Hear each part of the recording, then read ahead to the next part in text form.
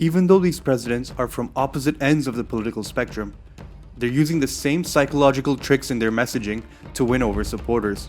If done right, slogans can even outlive the president and become a permanent part of culture. We've analyzed every presidential slogan from the past 80 years to find the 5 mind-blowing ways slogans hack your brain and influence the masses.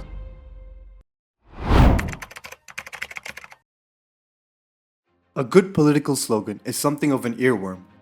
They're easy to say, easy to remember, and get stuck in the listener's head. Keeping it short and sweet is a great way to ensure that. So how short exactly? Well, according to our research, the average number of words of a winning slogan is 4, with winning slogans, on average, being 2 words less than their losing counterparts. Your message must address the issues faced by your general audience. This might take some effort to figure out, but there's nothing worse than coming off as tone deaf to the people you want voting for you.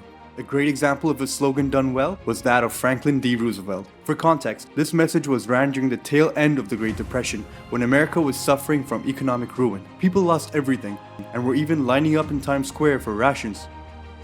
The general sentiment was that the government had to step in with drastic measures to help pull them out of the rubble.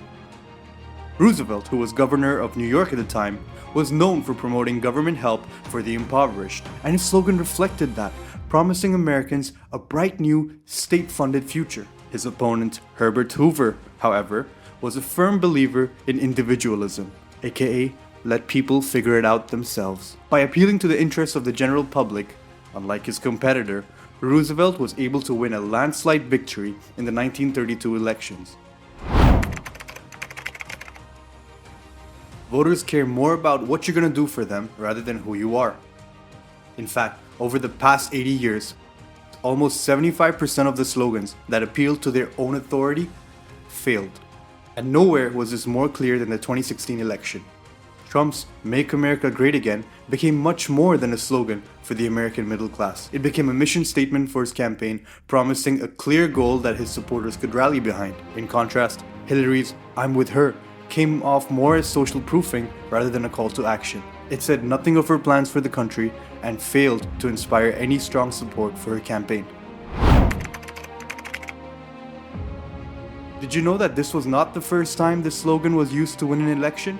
Yep, Ronald Reagan had used this same slogan nearly 50 years ago.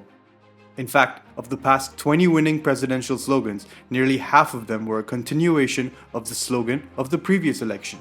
In marketing terms, this is called brand recall. And for a politician who is well liked, this could be very powerful. As the saying goes, if it ain't broke, don't fix it. Remember, voters are not actively comparing the pros and cons of each candidate, so you can't just say, "I'm better than them." Instead, you can appeal to differences in ideology and integrity to make you seem like the better fit.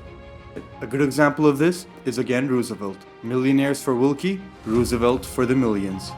So there you have it, 5 steps to crafting the perfect campaign election message. Remember, a strong message is just one factor of your political campaigning. Engaging with supporters and a strong GOTV campaign are just as crucial in ensuring you get the win. Sometimes an election can come down to just a handful of votes. So watch our guide here and make sure you're not leaving any votes on the table. See you next time, and happy campaigning.